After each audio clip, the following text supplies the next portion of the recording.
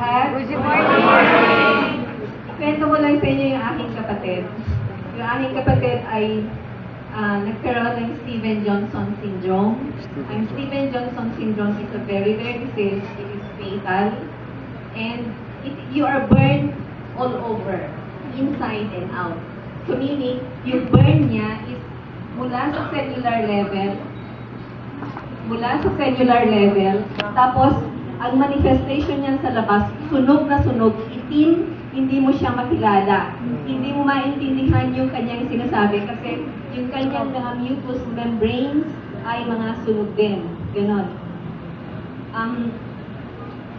Airlifted siya from Papua New Guinea kasi engineer siya to Makati Medical Center.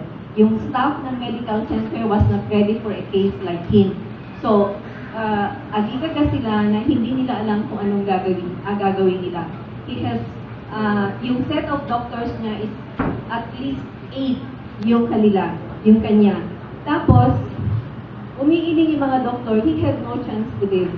Kasi maga siya from the very start. Sa New Guinea, 3 days na siyang nasa ICU. So, from ICU to ICU, airlifted siya.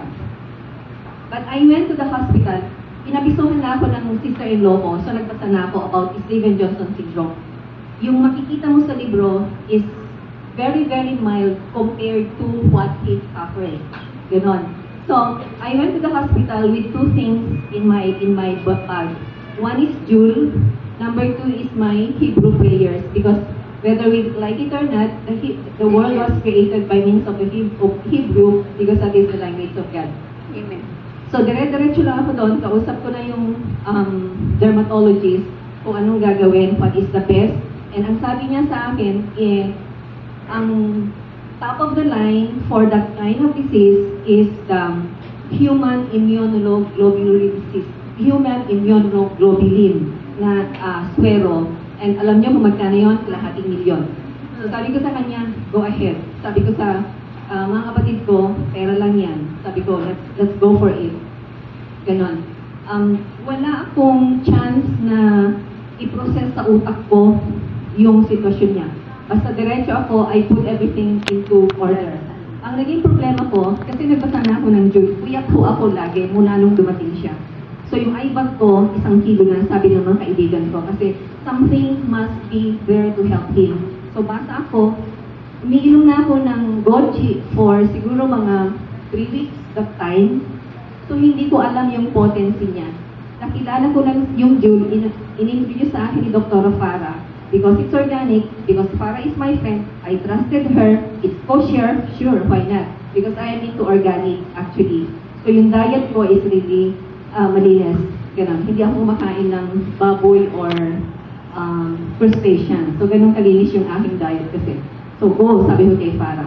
Masarap ang pakiramdam, masarap ang tulog, high energy, fine Farah. I-continue ko. I-continue ko to, I'll get the QSP. Ganun kaagad yun. Buti na lang, kumuha ko ng QSP at yung QSP pala gagamitin doon ng brother ko. Ang naging problema ko, ayaw intellectually hindi maintindihan ng family ng brother ko. So gabi-gabi, pupunta ako. Ba't may laman pa itong June? Ganyan ako. Pero mabigat pa to. Ano ginagawa nito? Sabi ko, ipainom, ipalaklak.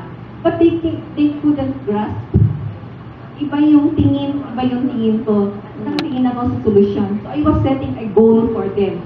Sabi ko, this is our goal. But they cannot.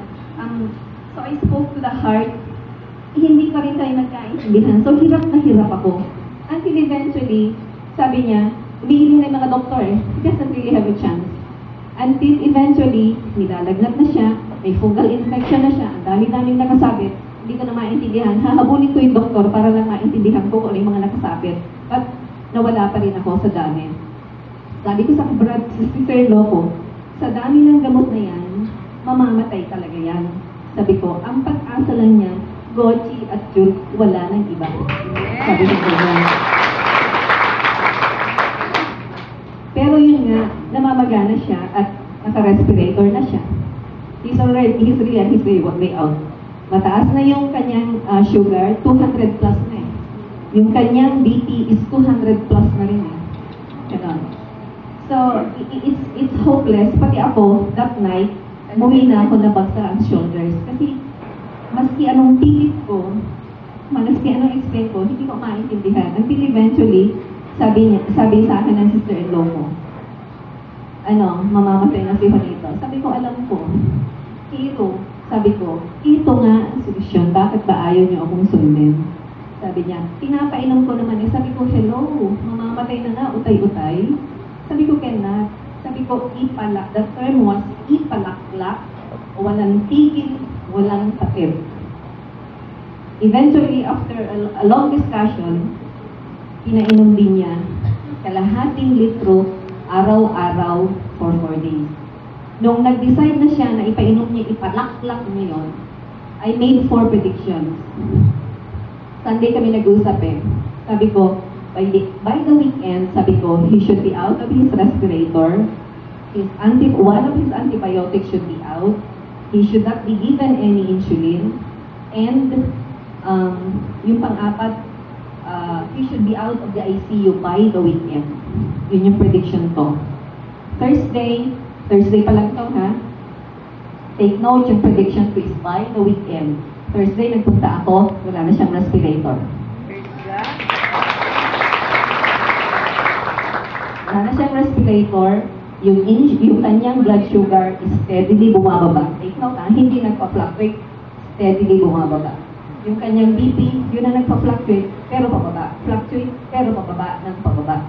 Tapos, sabi ng doktor, he will be out of the ICU by the weekend. 4 lang yun, pero kulang yung predictions ko. Ang nadagdag doon, bawas na yung kanyang medicine. Yung kanyang pain. So, bawas na yun eh. Tapos, nung lumabas siya sa ICU, ang nakasabit lang sa kanya ay para sa pain. Saan ka nakakita ng 13 days sa ICU na wala man lang kasamang swero? At ang sabi ng mga doktor sa akin, ngayon, obviously, ang nagpagaling sa kanya, Gochi, sinabi yun ng mga doktor when he was able to take 2 liters of Gochi and 1 bottle of Juul. Yun po yung ininom niya. Ngayon, bakit ko sinasabi na si Gochi ang nanalo, hindi yung mga doktor? Of course, I appreciate what the doctors did. They helped my brother a lot. Ganyan. But ko sinasabi yon? Kasi nanalo nagkatotoo yung aking prediction. Ang prediction ng mga doctors, he will be out from the ICU to the recovery room. He will have to stay there for 4 to 6 weeks. 13 days pa lang, wala na siya sa ICU. Nandun lang siya sa recovery room ng 2 weeks. Lumabas na siya. At ang sabi ng mga doktor, paglabas niya ng ospital, nakaswero pa rin siya ng antibiotic. Pero lumabas siya ng hospital, naglalakad siya, at walang nakasabit sa kanya.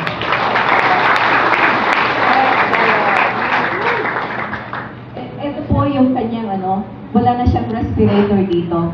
Nung dumating siya dito, nakakalot ng plastic kasi raw yun eh. Masakit yun. Ganyan. Tapos, eto na siya nung nasa recovery room na siya. Alam niyo, pina-follow up ko siya every week. Nagbakasyon ako for 6 weeks. So before I left, makinis yung mukha niya.